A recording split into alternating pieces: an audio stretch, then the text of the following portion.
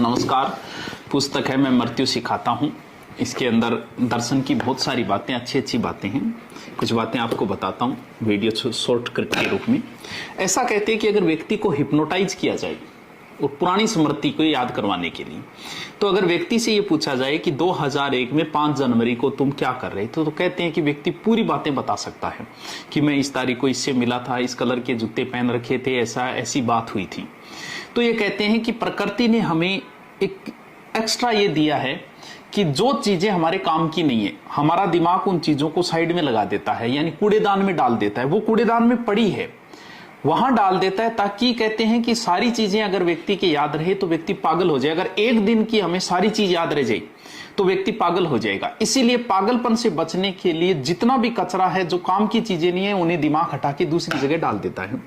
एक दिन का याद रहने का मतलब, जैसे सुबह उठे, बुर्ज किस कलर का था, आपको जो गाड़ियां मिली उसके नंबर कितने थे, कौन मिला, शर्ट कैसी थी, जूते का कलर क्या था, ऐसी अगर सारी बात एक दिन की याद रह जाए तो भी व्यक्ति पागल हो सकता है। ध्यान द्वारा या हिप्नोटाइजेशन, ध्यान द्वारा इन चीजों को जागृत किया जा सकता है। ध्यान द्वारा पीछे की सारी चीजें, यहां तक कि बैक जाते जाते मां के गर्भ तक याद आ जाएगा। उसके बाद में पिछला जन्म याद आ जाएगा, यानी ऐसे बैक चलेगा।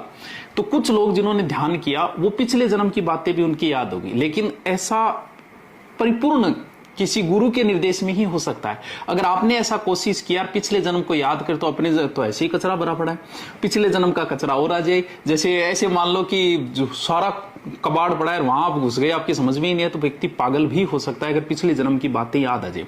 इसलिए प्रकृति ने ऐसी व्यवस्थाएं की है कि आप कचरा जो भी है वो आप भूल जाते हो, और नई चीज इतनी याद रहेगी जितने से आपका काम चलता रहे, आप पागल न हो जाओ। इसमें यह कहा है कि महिलाओं की जितनी भी बीमारियां हैं, 50% बीमारियां जो है वो साइकोलॉजी बीमारियां हैं।